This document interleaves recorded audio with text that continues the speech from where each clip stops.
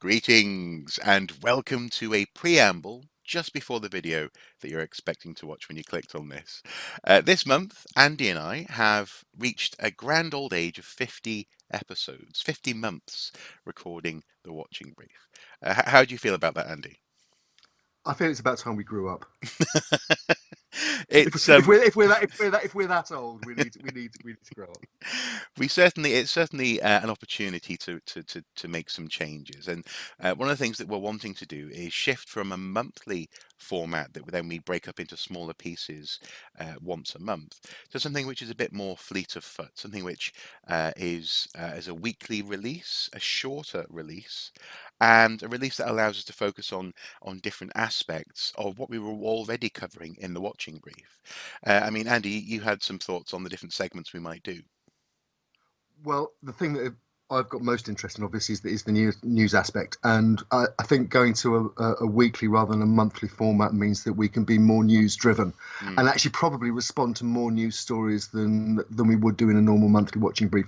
We could cover more stories, probably in a shorter format, but it means we can pack more in, basically. Well, pack more in, but also, I suppose, respond in a more timely fashion. So instead of waiting Yes, 3 weeks to talk about something that's come up in the news, we can actually tackle it exactly. in that week.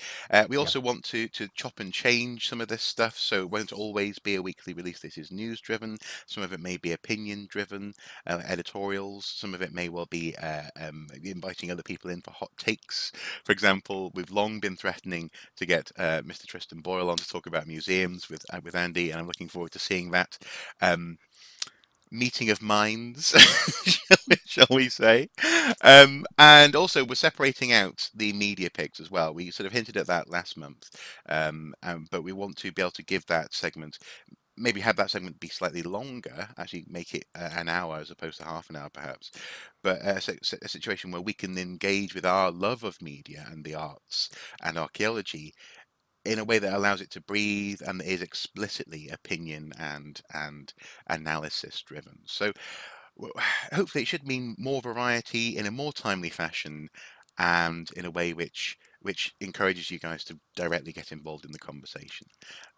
So if you wanted to cover something in a given week or in the following week, you can send us an email and we will be able to get onto that in that following week.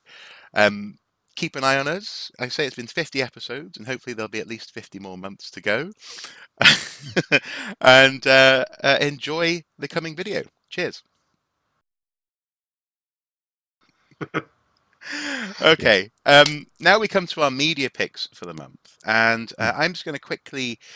Uh, I want to quickly mention my media pick. Well, it's sort of two different media picks, and then we can talk a little bit about the chunky topic here. That is the return of a certain TV series on the web. So first of Do, all, do, do, do, do, do. No, oh, no, it's Game of Thrones. Game of Thrones is coming back all the time. It's all. It's on permanently on Sky. Anyway, sorry, go on. so well, actually, similar to Game of Thrones, I recently, my lovely wife and I, Mrs. Soup and I, we started watching The Witcher on Netflix, and Oh, you mean Game of Thrones light? like diet Game of Thrones. Um, Yeah. and what I found interesting about it, and this isn't by any means a serious archaeological or historical pick, but I found it interesting the way that they and so many other fantasy and medieval-ish sort of settings for drama play with essentially modern vocabulary and modern ways of thinking and doing things and put it into Mm. a medieval setting, Yeah. um, Yeah. or quasi-medieval setting. The Witcher being an interesting example for a couple of reasons, but the one that that struck me the most and that really stuck with me the most was Yaskia, the bard, who did a song in one song in particular, which was "Toss a coin to your Witcher." Toss a coin to your Witcher, O Valley of Plenty. Uh, and it was a brilliant song. And I can't tell. And in the game, he's also known as, I think Yaskia may even mean Dandelion, but certainly in the English version of the Witcher computer game that this series is based on, he's Dandelion the Bard. Um, Mm. and I can't quite tell if the music is amazing because he seems to be playing it on a lute, and therefore they're actually picking real period, period Mm. chords, um, or if it's amazing because it's playing with modern chord progression and musical sensibilities. I think it's Mm. probably the latter, but it's a very catchy tune. And then basically I'm linking to a cover of it below where someone's done a metal version. Did you listen to the song or? Look, I've done my homework on this one. Uh-huh. Never let it be said that we get never let it be said that we go into watching brief unprepared and not having watched things. Uh-huh. Might occasionally happen.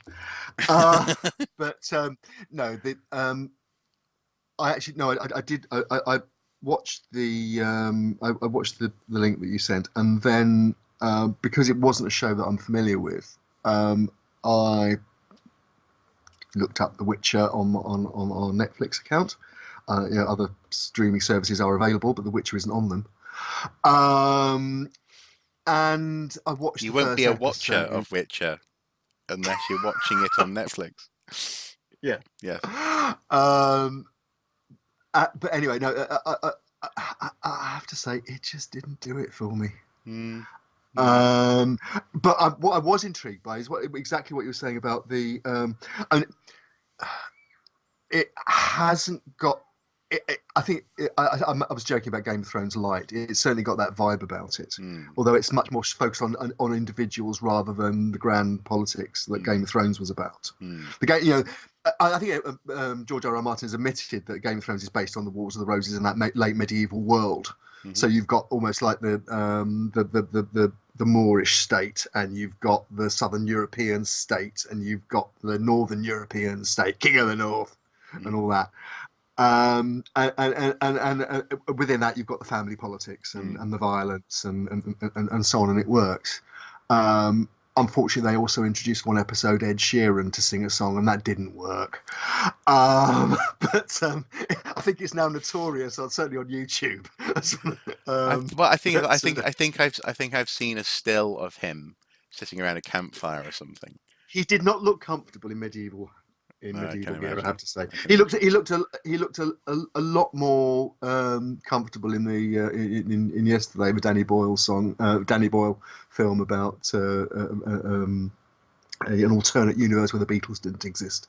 Okay. Okay. Um, but um, but then he was basically playing himself, and in this they were trying to get him to play one of the Game of Thrones type characters who just happened to be sitting around a campfire, and just happened. I, s- But no, I, no, s- get back to the.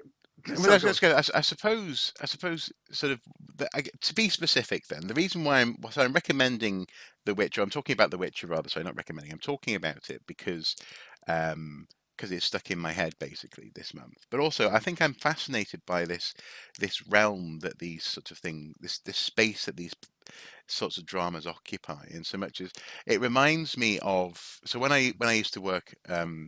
Uh, Back in York, we would be sitting around, and sometimes I'd be whittling or something. I mean, I think I would whittle things like I've actually sometimes I play with this wand here that I have in the office. I didn't whittle this while I was at work, but I'd be whittling things with my knife that probably shouldn't have been as sharp as it was, but nonetheless. Um, and I would be tempted because I'm a fan for example, Lord of the Rings, and Lord of the Rings is so Yeah, obviously based in the um,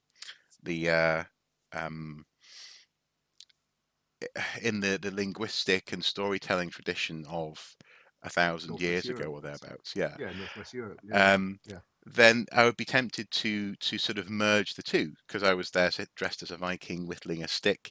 I'd be tempted to make a pipe, and actually I did in fact make a pipe. I made a pipe out of it was wood with an antler bowl. Now the antler bowl, if you burned that would probably smell horrible. So I'm so glad I didn't actually try to use the thing. But I would keep it hidden because obviously it's not appropriate. It's not period accurate. yeah, Access to yeah, tobacco is extremely debatable at the time, yeah, so on and so forth. But it is very.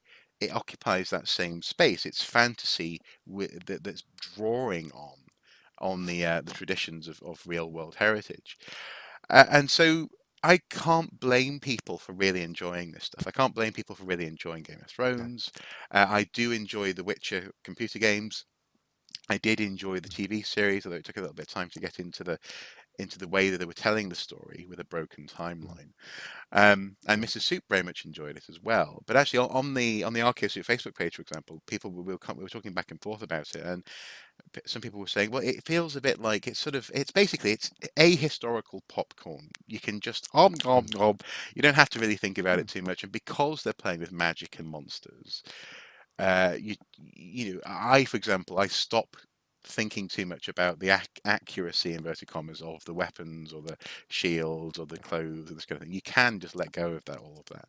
So maybe that's Yeah. one of the benefits. Actually, it's a little bit of brain turn off for an archaeologist to, for example, when I watch Troy to this day, I still love that film, but I also love it partly because it's a real car crash of a Yeah. representation of a Bronze Age Aegean. So Yeah. I don't know. What do you think? No, I'm the same. I'm not a huge fan of fantasy fiction, I have to say. I do think these are interesting from a historical point of view because of the way they draw on Mm, storytelling traditions from both history and mythology in Europe. mm, Primarily, because these are primarily white shows. They're white European shows. mm, Nobody's done one that's, for example, set in feudal or something like feudal Japan, which would be very easy to do. You could do Game of Thrones set in feudal Japan, hmm. or a Ghosts of simulacrum Tsushima. of a country like, Yeah, yeah, yeah. Hmm. yeah. But these are made, the shows are what they are. Um, and so, but I know, and I was a Game of Thrones convert. It became a guilty pleasure, for the reasons that you just outlined. I Hmm. think, Hmm. because it was so well done, Mm, and also it was so knowingly done. mm, The tongue was in the cheek in a lot of it, mm, but it was played absolutely straight, hmm. Hmm. and so it worked, and it looked great because they spent the money where they needed to, Yes. until that last series, and we won't go there. Um, So I said that this was the main story of the media picks, but actually it may turn out just to be a bit of a side note, and that is the return of Time Team. Various newspaper outlets have been reporting on this, but the local newspapers have been picking it up, in particular in and around Banbury, and that is that Time Team is to dig a Roman villa at is it Fiennes Castle? Um, Fines. Fiennes Castle, the nation's favourite history programme, Time Team, is back on digital platforms, and the first dig will be an enormous Roman villa on the Broughton estate near Banbury. To which I have to say, Romans, Romans again. Oh, and also if we already know it's there, an enormous Roman villa, do we really have to dig it? Yeah. Do we need another villa? Discuss. Exactly. Do Um, we need another villa? right. Okay. I think there's various things going on here. Hmm.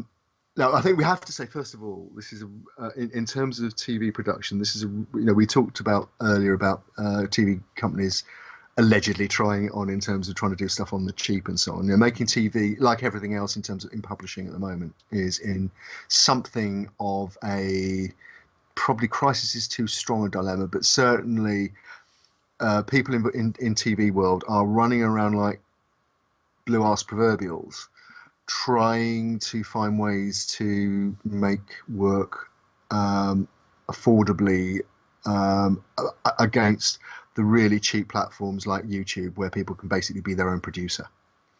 Yes. Um, and the So people traditional people are trying to find ways to prop up broadcast models that are traditional increasingly broadcast difficult to, models. to support. That's right. Yeah. So, for example, in the mainstream world, and just this week as well, we've seen the BBC announcing that BBC4 is going to cease to produce original content, Yeah. which means Dig for Britain, unless it finds a home somewhere else in the schedule, and the only place it really could go is BBC Two, Hmm. unless they take it online, and there's no sign of the BBC doing that at the moment, because that probably wouldn't reduce their costs by that much. They still got to make the blooming thing. Mm. Um, so, but basically, BBC4, which had been the home of documentaries like Dig for Britain and other historical documentaries that people will have seen like Janine Ramirez's stuff, and well, the show we talked about last week, Lucy Worsley's last month, Lucy Worsley's Blitz Spirit, was a Channel 4, BBC 4 show, and so that it's going to become a quote archive channel, archive and live performances. So reruns, basically.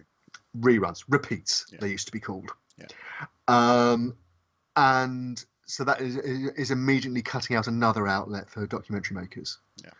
And the for example, give you an idea, where once commissioning editors will commission, say, 12 programs, they'll now commission 6 or 3. And the because it's like everything, it doesn't get any cheaper to make this stuff, but it becomes, particularly if you're on a commercial channel, it becomes more difficult to subsidize, because also the floor has dropped out of advertising to a degree, because again the advertising spend is spread over many other platforms now. Yes. There isn't just telly. Yeah. So the way, for whatever reason, Time Team was axed by Channel 4 in 2014. It's maintained a life after death, as it were, with a very strong fan base, and the live appearances by former members of the Time Team. Again, I've seen the reaction live at things like the current archaeology conference. It has a strong following. It has it's probably the only archaeology program that has fans outside of professional archaeology. Or it has an appreciable number of fans outside of professional archaeology, I should say. What has happened is that Tim Taylor, who was the producer of Time Team when it was with Channel 4, and I presume has got the rights to the program, because otherwise it wouldn't be labeled Time Team, decided to go down the crowdfunding route, so that basically fans could buy into a new production of Time Team if they raised enough money.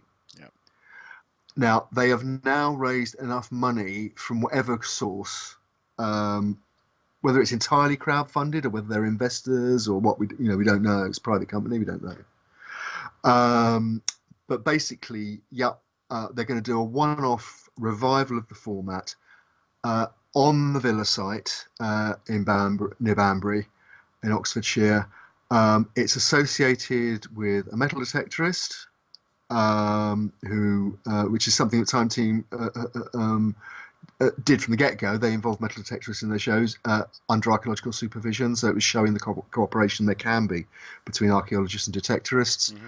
And I think the key thing here from a TV point of view, first of all, I think we should probably see this as a pilot to see if another network will pick up a series. And also, but I think the questions we have to ask is, it's like, should you revisit an old relationship that's broken up? Or should everybody move on? And there are some noticeable things about this reboot, although it has many of the original people from Time Team who people know and respect, and again, they're all respected professionals aside from their roles in Time Team. So, and in fact, Carenza Lewis is apparently making a return. Obviously, she left Time Team after a few series. But people who aren't associated with it, obviously Mick Aston has sadly passed away since the series ended. So, but then they made many shows without Mick anyway. So, much loved though he was and respected though he was, and quite rightly, the show survived without him. There's no Phil Harding associated with it. Nope. And most of all, although he's wished it well on social media and so on, Tony Robinson appears not to be associated with it. No. Now, that means they've immediately got a problem, because the format of Time Team was Tony was the everyman representing the audience who could ask the questions. Now Hugh Dennis might be available, but I don't think. Depends on whether or not that other series gets recommissioned. No, But this is no, yeah. one other very quick point I'd like to make about this, and I think I'll just throw this out for the audience to consider. You were raising your eyebrows about, go more Romans, another villa. Do we need another villa? From a TV point of view, and again, I'm speaking here as somebody who has been involved in making TV programs for these networks. Mm-hmm. What the Romans give you is visuals. They give you walls and they give you lots of stuff. So it's not 3 cruddy bits of pottery from somebody's back garden. You might get, semi-complete vessels or even complete vessels that they can do snazzy CGI with and explain. Imagine this was a jug this big. They can actually show you the jug and then show you the repro of it and show you how it would have been used to pour wine. It's a much more wholesome TV meal, is what I'm saying. Wholesome, I'm not sure is the right word. I mean, no, I mean, in so much as it's hardly wholesome to think. It's hardly wholesome to think of, for example, prehistoric archaeology as cruddy, is it? But I see what you mean. To be fair to them, in its heyday, Time Team was doing exactly that. It was looking Mesolithic sites at difficult sites with not much and making them interesting. That was one of the reasons it was such a brilliant showcase, shop window for the profession. But I guess if you've got one chance to try and relaunch your series, you're trying to do a pilot, you want to try and guarantee that you find something that people can look at and appreciate and recognize on camera and blah blah blah. Exactly. But then why not do medieval? Why not do urban? Why not do? But then again, maybe that won't be seen as archaeological enough. So I guess Romans are in that sweet spot, aren't they? They're urban, but they're also on the edge of prehistory, and but also they're a bit like us. We like to think they're a bit like us, rightly or wrongly. Yeah. They had towns and they had villages and they had the hierarchy. But they had local councils and they had there are enough touch points to bring an audience to pull an audience into the narrative. Yeah. Okay. So in that sense, I guess we wish it well. It should be interesting to see as and when it happens. I think it'd be good to do a little, maybe a media pick review on it or something. But I guess. And obviously, I was just thinking about just on the visuals. Obviously, last month as well, we were talking about another member of the team who sadly passed, Victor Ambrose. Again, so the illustration side of it would be interesting to see how they handle that, because again, Victor was very, as we explained when we did our obituary for him, our tribute, that Victor's visuals were very much a part of the TV visuals as well. Yeah, no, absolutely. Yeah, the visuals were the visuals of the show. I suppose what I would say is I'm surprised at how unexcited I am at this prospect. In so much as, so last month we were talking about that other show about, and I don't want to name it because I don't want to be I don't want to keep on bashing it or keep on comparing it directly to Time Team. Yeah. But one of the problems was that it wasn't Time Team, or as some people put it, it was a lighter version of Time Team. It was Time Team without the budget. And so, but here we are with the promise of Time Team coming back, and it still isn't quite still isn't quite optimal. And do you think part of the problem is the fact that we've never really found a suitable replacement for Time Team, and stepping backwards therefore feels like a step backwards, in so much as it's not going to look or feel or sound like Time Team did. It's just going to have the Time Team branding, and actually, it's a disappointment that we haven't been able to find something new as a sector to show people. Yeah, look, there have been good formats and bad formats, and in TV archaeology, but none of them have lasted except for Time Team, which lasted 20 years and became a national institution. It made the word geophys commonplace. And I think Tony and John Gators have said, that in the early shows they'd have to explain what geophysics was. By the time it came to the end of its run, they didn't need to, because the audience knew, and they'd been probably with them for the entire journey, and they were bringing their kids in as well. So it did have that kind of impact. And I think probably one of the greatest mistakes our sector has made, certainly in the time I've been involved in it, was not capitalizing on the platform that Time Team gave it, the launch pad that Time Team gave it. And we can argue why that is. First of all, Time Team was this behemoth. And I know from talking to people who tried to get programs commissioned that one of the things that commissioning editors would say, or production companies would say, well, we don't want something that's like Time Team. Mm. What can we say that's different? Can you do archaeology without the geophysics? Yeah. That's Mm. two Time Team. Mm. And so But that also there was that. well, that also speaks to how much Time Team introduced this stuff to the world. Yes. People consider geophysics to be time teamy, to Yeah. be a shade of Time Team as opposed to be a science that Time Team were Yeah. drawing on. Yeah. But there's also the issue, there are too many people in the profession who said it can't be real archaeology. It's jazzed up for TV. Mm. It's not. It's not academically rigorous. And Mm. bloody hell, they've got a comedian fronting it Mm. who's not even an archaeologist. Mm. Well, actually, you look at the way some archaeologists have appear on camera, and I'm not blooming surprised they went for Tony Robinson. Mm. Um, Mm. TV is not as easy as people think it is. No. And coming up with a winning format in TV is blooming difficult. Mm. And what Tim Taylor did, and particularly have, working up a working relationship with Mick Aston and with Tony, and latterly the other people that came involved with it, was a remarkable thing, and it's not been replicated anywhere else in the sector. That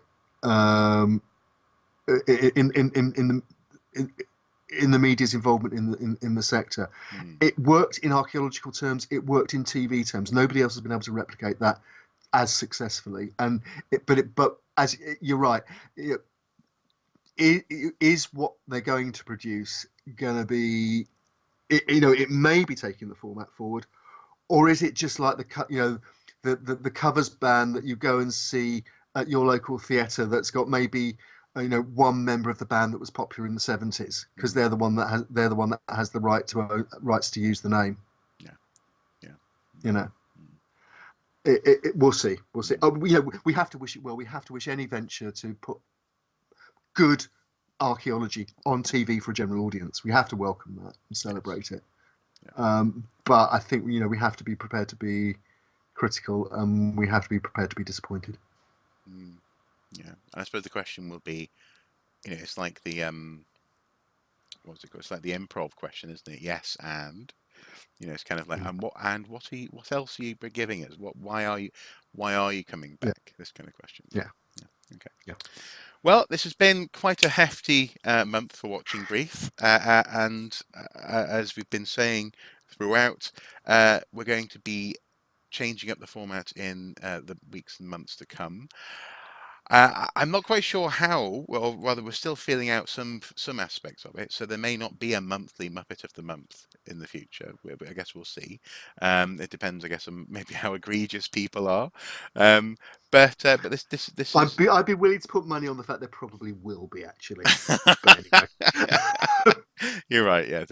But in that sense, it's unlikely, I guess, to be its own segment. It may be part of other things happening in that week, I guess. But it's been a fun 50 episodes. Thank you guys for watching at home for this long, and I look forward to seeing what happens next. I think we should say that as we're winding up this, Watching Brief Mark 1, as you say, there's 50 episodes out there. If you want to, you can binge watch the entire box set.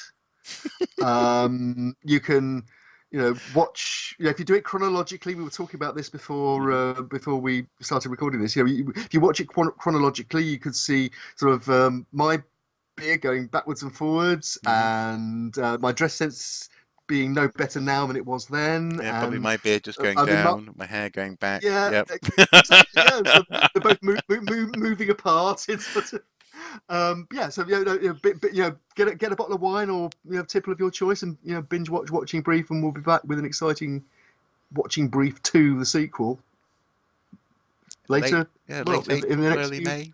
Yeah, soon, soon, coming soon, coming soon, coming soon to coming soon to an online platform near you. Yeah, exactly.